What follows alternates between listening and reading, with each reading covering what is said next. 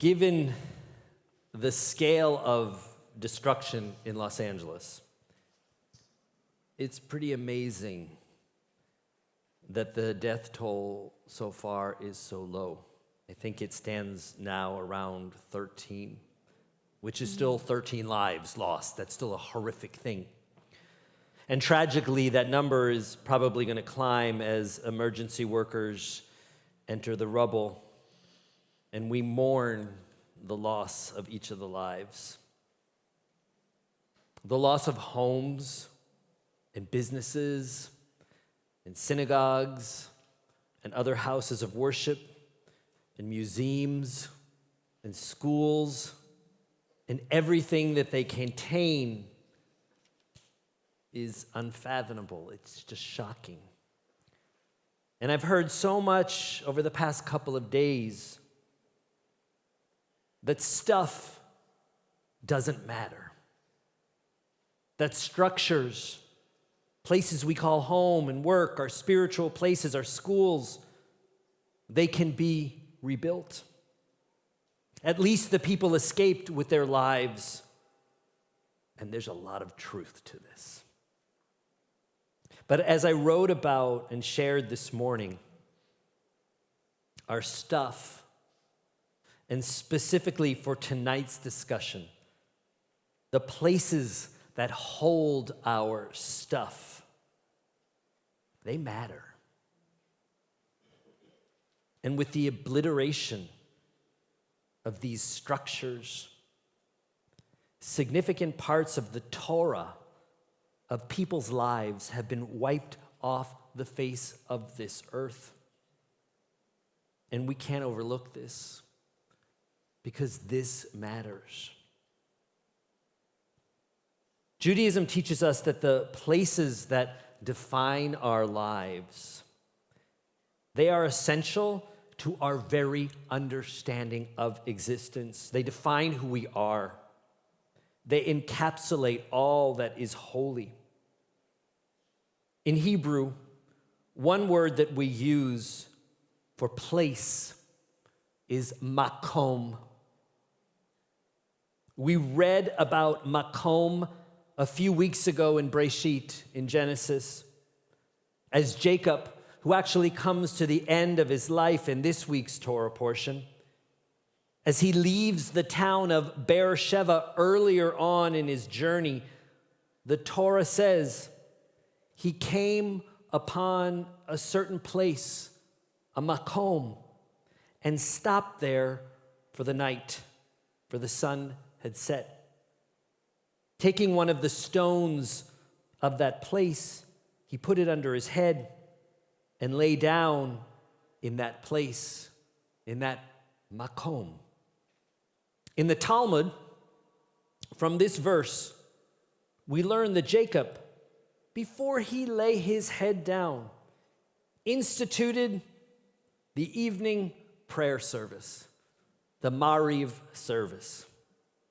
Now, yes, some of you know it, you can pray on the road in Judaism, but it's not ideal. When we have a place, the Talmud says, we can really pray. The Talmud explains that when we set a fixed place for our prayer, an actual location, God is grateful. Because prayer is the replacement for the ancient temple service, rituals that took place in a set makom, a set place in the temple in Jerusalem, a makom, a place that still remains holy and sacred to us. And so when we make a makom, whether it be our synagogue, whether it be our home, a makom, a place where we can pray, where we can mark sacred time by doing things like lighting Shabbat candles, a makom where we can gather with family and friends and create holy time. All of this building of a makom, it's a sign of respect, and it's appreciated, our tradition tells us, by God. When Jacob wakes up after praying and sleeping in that makom, it hits him how powerful it was to create this spiritual place. And he says, how awesome is this place? This is none other than the abode of God, he says. And that is the gateway to heaven. By creating space, sacred space, we don't just show respect for God, Judaism says. In Psalm 90, we read, God, you have been our refuge. You have been our place. Here it's not the word makom, but another word for place, ma'on. You have been our place, God, in every single generation.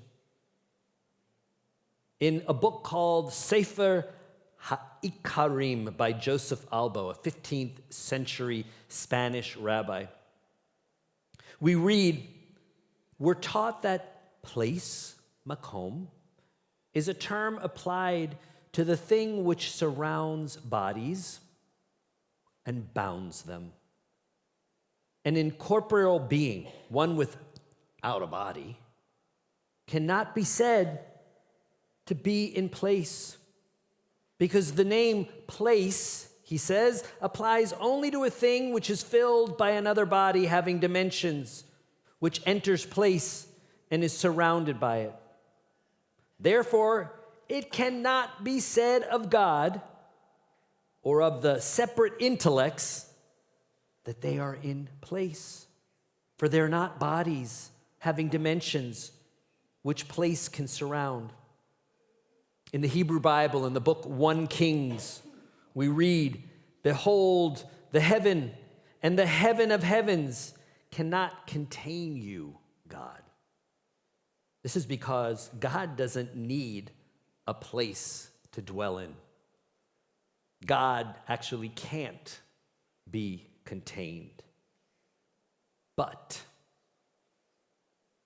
we need God to be contained. We can't wrap our heads around a God that can't be contained. It's like if any of you have stayed awake in the middle of the night and thought about the universe. You can't wrap your heads around it. We can't wrap our heads around God like that. And while we know that God is bigger than 4 walls and a roof, we need to be able to feel God here in our homes. We need to experience God in our places. We need to know that we are in the presence of God. And that's why we need sacred space. And God understands this, and this is why in the Torah God says, and I will dwell among the children of Israel. And this is why God had us built the ancient temple in Jerusalem to be a sacred home for God on earth. Our synagogues, our homes, our Torahs, our other ritual objects, other objects that have nothing to do with Jewish ritual. They are all like the ancient temple, a sacred abode for God. God is not these places, not these objects, but they are infused in some way with holiness, with God, with spirituality, sacredness. And as such, they have the ability to remind us that God is here. And so, in Judaism, we call God Ha-Makom, the place, our place. Wherever we build sacred space, Ha-Makom, the space, God is with us. Our sanctuaries and homes and our sacred objects, our stuff, they are part of Ha-Makom. They are our places, and they define our places. They are holy. We give thanks for our lives and for all the people who are safe in Los Angeles. and we mourn the loss of life. But we cannot allow ourselves to overlook the frightening void of ash that now defines the spaces and places that once were. All over Los Angeles, chimneys, rubble now defines what was once sacred space, places that were God's abode, places where people prayed and gathered and built lives and learned and grew and created memories, sacred spaces that have been destroyed. And this destruction must be solemnly respected. This loss, too, must be mourned. For us, on the other side of the country, in a part of the world that knows all too well the power of nature and how it can destroy lives and places, we have to do what we can to help those in California rebuild.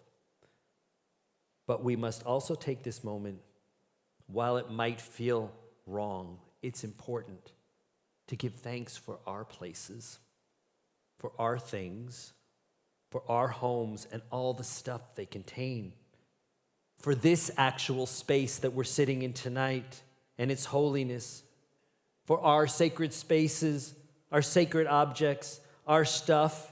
It's our Torah.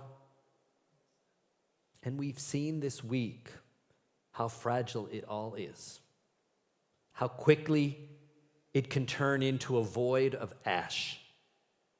And we must embrace these places and things, for they are holy.